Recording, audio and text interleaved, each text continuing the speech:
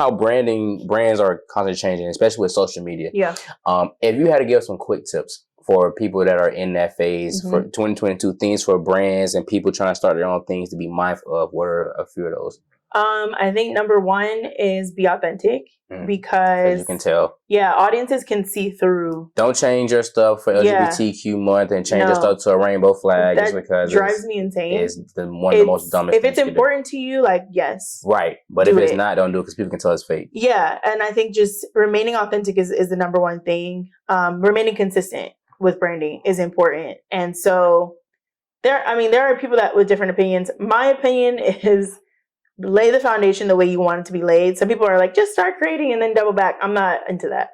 I'm like, be intentional, take the time, build out. That's one of the things we offer at the agency, is like a full kind of one-on-one. And we do like multiple sessions where we go through this workbook and we lay the foundation. Once the foundation is laid, then you be consistent with the content, with the products you're putting out, whatever it is you're doing. Because consistency is the other piece of just like constantly creating, constantly having options and offerings for people. Like statistically, you're bound to succeed, right? If you keep putting it out. Absolutely. If you're not putting anything out, then there's nothing that can take off. Exactly. So my whole thing is like, be authentic, be consistent, and then challenge, but don't be afraid to pivot. That's like my goals, my North Star is what they say. I've had to pivot within my own company and my own kind of career trajectory so many times. And I think some people are so afraid of like, this is what I said I was going to do. And if I don't do it, people are going to look at me crazy, or like all this time was for nothing, all this money. But like I can't express enough how pivotal pivoting is, because then you get to the point where you're supposed to be. And like, if I had stayed with the blog, like I tried to hold on to my blog as long as I could. And I was like, I don't even like doing this. Why am I doing it?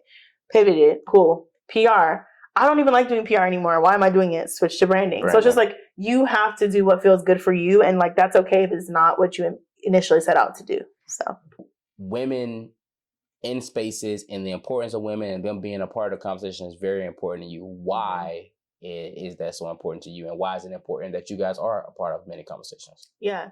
I mean, I think, first of all, like, I just strongly believe that women are the driving force behind a lot of things that happen positively in our society and our culture. And that has been the case historically, right? Like all the way back to slavery, if you want to get into it. Yes. And so I think specifically as a Black woman, like for us to be the backbone, I think we also need to be at the forefront. We can't just play the back anymore. Do I think we need to support, our community and the men in our community and all of that? Of course. Yes. But we also deserve to, receive the accolades, receive the acknowledgement and the support. Like, I think a lot of times as Black women, that whole strong Black woman narrative, which, we're super strong, but we don't want to have to be strong in every single use case. And so having that support around us, I think, is important. And there's so many Black women doing so many crazy, amazing things. And one, either people don't know about it, or two, people aren't providing them the resources. And so that's kind of what I deem as like my life's purpose or mission, is to like provide resources to Black women to excel in whatever space they want to be in. And that's how I feel like my role is. And so if I can do that, if I can shine light, if I can, use my experience to help them avoid certain pitfalls, then I'll do that. Yeah. And I think the Black woman's perspective is very unique. We're at like a very interesting intersection, that intersectionality of being a woman, which we know in this society automatically comes with kind of lesser in terms of rights, in terms of pay, like all of those things. And then being a Black woman, that's like double whammy. And if you're short like me, then that's triple. So it's like, there's so many things to it. But I think our perspective is so unique, and anytime that I'm, talking to anybody from a professional capacity, it's ask the Black woman in the room, because she's going to have a perspective that you never even thought of. And I feel like you can attest to that in our meetings of like, I'm saying things that you guys, I never even thought about that. Yes. And so it's important to have us at the table, to have us leading things, to have us, again, receiving those accolades and acknowledgement to drive the conversation and our community forward as a whole. So I don't know if you've been keeping up with, there's been recent things happening with Judge Ketanji Brown, with her trying to get appointed to the Supreme Court. And the other day, I seen, it was very disgusting Even for me, just seeing the clips from the hearings and the conversation, the way those white men were treating her. And first off, shout out to her because she stood her ground, very strong, very important. She let him shake her. Yeah. I'm pretty sure you probably saw some clips. Yep. How do you feel about that? And what is that? Because you mentioned earlier, like how disgusting men can be in certain settings. And like, it was, and as a black woman, you know, I know that's important to see. You know, we had Michelle, and then we had Kamala, and then we got, you know, Judge Ketanji. And so, how does that feel, and what are your thoughts on that current situation going on? It does not feel foreign to me. Yeah, I feel like we've, like, as a Black woman, so many of us have been in that position. Obviously not to that caliber, but, you know, those types of rooms and scenarios and conversations. And I think it's just shining light on what we have to navigate on a daily basis. And again, I think that that is an opportunity for allies from all backgrounds, Black men, white women, white men, you know, other people of color, to step up and say, how can we support and call this out when we're seeing it, or change the vibe in the room, in our face. Yeah. And so it's like everyone can see it now. And I think it's just, it's difficult. And I think we're raised as Black women with the mindset like this is just reality and what you have to do. But my hope is that future generations see these types of things and want to figure out how to change it. And I don't know that, you know, we all don't have all the answers, but it's just unfortunate that that gets put into question, like our basic capabilities when we have those. The skill sets. Yeah, the skill sets. We're able to do it. And you mentioned earlier how, like, you know, you had your business with a certain client, and they kind of tried to disrespect you because they thought you were an intern. Like, no, no, baby, this is my business. Yeah. And oftentimes, you know, women tend to be disrespectful. And you're a female boss. Yeah. You carry yourself like a boss. You move like a boss, and that can be intimidating for people, and then also get a lot of disrespect. So how do you maneuver with carrying yourself as a female boss in spaces? Without being intimidated or shook, because obviously people are already intimidated just because, like, oh, this girl knows what she's doing, so they're gonna try to lowball you type of thing. How do you maneuver? I think it just starts with like confidence in yourself, and like that's a lifelong journey, right? It ebbs and flows, but I think walking into a room being very confident about your skill set and also who you are is important, because that people feel that energy immediately. But I think it's also like not being afraid to speak up, and that can be difficult. But if I feel tried or disrespected, like, I'm going to speak on it. I'm going to let you know, whether it's, you know, directly, or I'm going to like kind of slide something in there. I just feel like as Black women, again, especially if you're in a white space, you're kind of taught to put your head down and just do what you got to do, and don't ruffle too many feathers. And that is literally the advice I've gotten from older family members. And I'm kind of now in a space where I'm diverting from that, because I feel very confident in who I am. I feel very confident in what I've accomplished. And so I don't mind speaking on, like, hey, I'm actually qualified to speak on this, or hey, actually, you know, XYZ.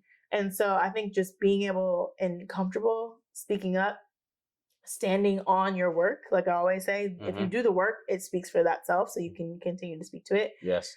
And then I think just like surrounding yourself with people who are going to remind you of that and lift you up in that space is so, so important. Because again, if you're in a 9-to-5 corporate space, you're going into a white company, you're around white coworkers all the time, you need people around you that are going to be like, hey, don't forget who you are. Don't forget where you came from. Don't forget how much you've accomplished. Yes. And that it's like so small, but that sense of community is very important. Absolutely, because you're not getting that in corporate America, unfortunately. Well, at least white spaces. That's why, and a lot of people can't handle the work we do and the spaces that we're in, you know, because, you know, I was just talking to somebody about this yesterday. You know, there's corporate, and corporate can be sweet, because like freelance and independent space and being a business owner is a way different, because it's not so structured, it's not so like not structured, rigid. You know what I mean? It's different. You don't know, it's not stable. The stability lacks because it's all based on clientele, et cetera, et cetera. So it can be a very scary place to be in, but the community is there. That's why I love working for hire, because it's like, it's there. Like, I'm around Black people, Black creators, who get it, and they get it, and we're friends outside of it. And it's like not such a structured, rigid. Like, we have system and processes that that we have, but it's like not such a like, and it allows you to be free. Yeah, exactly. And it's hard to get that sometimes in spaces. So I think that's dope. Who are some influential women in your life, past and or present, or future, that you have that influence you and what you do? Yeah. I think from a personal level, definitely my mom. I think she, to me, like what you were saying, which was so sweet earlier, she represents a lot of those qualities of just like really being a woman to me. She's very graceful. She's just like very like educated, like well-spoken. And so like those things I definitely take note of and wish and aspire to be like in that respect. Career-wise, there's so many people. I think right now, like the person that comes to mind is like always Rihanna, because to me, she's not afraid to try things that people may not have necessarily put her with, but also like she is getting to it, like both Rihanna in front of and behind the scenes, like she is getting to it, and I'm here for it. Yes, she's not being pressured to put out music, which was like her initial entry into everything. Absolutely. It's just like she's gonna do what she wants on her time. Now she's building a family, so like those types of things are really inspiring to me. I'm kind of getting to the space now where like life is like maturing, and it's like, how do you have career and personal life and relationships and family? So those types of things are always inspiring to me. I was going to ask you, and I actually have it written down, Rihanna or Beyonce? In what? That's a great question. You take it how you want to take it. Oof. Okay. Both two strong, powerful women. Yeah, they're both amazing. Amazing. I'm going to go with Beyonce. I've been a Beehive stan for a very long time. Okay. I thought you would go with Rihanna just because you're coming. You just I'm going to say Beyonce because I don't know. If you've never been to her concert, have you been to her concert? Mm-hmm. Every time I just cry immediately. Like I'm like, if you ask me why I'm crying, I don't know. I just start crying. It's literally like that. It's just amazing to see someone who you know works really hard. Absolutely. And like it's A1. Like you are getting everything you paid for. It's amazing. Beyonce is a queen. And she's really inspiring. And I like how she's like tucked in the tuck. Like she's in the cut. Like you don't know what's going on with her. You know what she wants you to know. Ain't no NDA. You ain't no NDA. Yeah, the NDAs are strong. They're strong. And I don't ever aspire to be on that level of like fame or anything. I want to be in the cut. I just want to be paid in the cut, loved well, and just travel. And that's all I want to do. But I just love that. I love that. But I love them both. They're amazing business women, and I think there's a lot to be learned from both of them. So. My next question for you, we're talking about women, is another little fun question. Best girl group of all time? I mean, I'm going to answer from my own. Destiny Child, TLC. Yeah. One of the girls that sing Unappreciated, Charity, Chastity, and Charity, something like that. Cherish? Charity. Wow. I mean, for me, like what I am into, I would say Destiny's Child. Please leave man at home. But like I'm like an old soul, so I'm here for the Supremes. I was gonna ask you. I was like, oh, we can throw some old people too. I'm here for the Supremes. Okay. Like Gladys and the Pips. It's not all women, but right. Whatever. Yeah, but I feel you. She was headstrong within that. Yeah, like I'm into 60s and 70s music a lot. So. That's an interesting point. Okay, we into the ladies. I just saw when I was in Florida. I just saw the Temptations play, and it was so good. It's very good. So yeah, 60s, 70s is my vibe too. But Destiny's Child is, of course. Did you know the Temptations were Sigmas? Where all of them? Yep. You're lying. I swear to God. We need to fact check that. Look it up. Let's get the fact on the screen. It's my imagination. Ooh. Maybe get a imagination. Cap. So Women's History Month, and before I wrap up this topic, there's one thing that we've mentioned that we were talking about it. How can men do better to support? How can Black men do better to support women overall? Like, what are some things you think that we can do better that we lack? So much. I know, right? We're trash. I mean, from a professional lens, I think if you're in a place of leadership for hiring or anything like that, pay equity is important. Like, we do not get paid the same. And I don't think there's a whole day for that. It's a whole day for that. And I think because there's so many days now, it kind of goes over people's heads. But like the fact that it's 2022 and we still don't get paid to the same dollar as a man is insane. Yeah. So I just think like, take a moment to digest that is a real thing, and we work equally as hard. Let's also remember that we have periods, we bleed every month. Some of us have babies. Like, there's a lot to consider, and we still don't get paid equally. I found out years ago that pregnancy is like the worst pain. It's traumatic. It's like the top pain. It's a trauma to your body. I don't think people understand that. That's sick. Also, it's women's we're going to talk about it. It's Women's History Month. I'm with it. I don't think, like, I have so much to say about when it comes to, like, menstruation and working, because men don't understand there's 4 weeks in a month, but, like, the week before your period, you're in pain. the week of you're in pain, and then the week after you might have some lingering symptoms. So that's 3 weeks out of 4 that we are going through something, and you want us to perform at the equal level but not get equal pay. Anyway. Did you hear we're getting our own birth control? I want everyone to take that. We've been poisoning our bodies for years. So you want all the ministers to take basically. the birth control? Right. The other thing I would say that you guys can do to support on a personal level is like when you guys have your group chats or your conversations, like call shit out. That is what I can say. Like it seems very small, but it actually does, I think, in the long run impact people's perspectives and also like what people feel comfortable. Like to me, there's a lot of guys who are way too comfortable disrespecting women, specifically Black women. And it's also because in your safe space of your male group chat or your dinners or whatever, you're not speaking up on it. You're not speaking on it. And so if you see or hear someone being disrespectful, like that's not cool. Here's why. Right. Inform, provide insights and context, and drop knowledge on people, because as a society, we have to do better about how we talk about women, how we talk about Black women, how we treat Black women. And so, you know, those little moments actually do add up. And so I just think hold your friends accountable. Everything from, you know, consent when it comes to sexual stuff to, you know, just, y'all know I be on y'all with the bitch. Y'all be loving throwing the bitches out. And I have to, we're not doing that. So it's just like those things. How do you feel about the term female? I don't like it. Yeah. It insinuates to me an air of disrespect. Yeah. Or like categorizing women, kind of.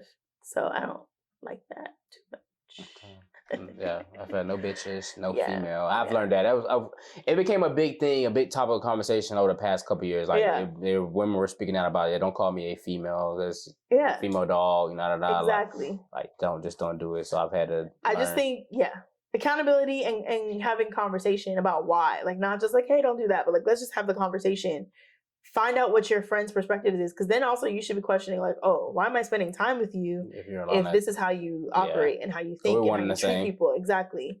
Because you are who you're with. That's what I believe. Birds of a feather flock together. Exactly. So accountability is big in your personal relationships and circles. So.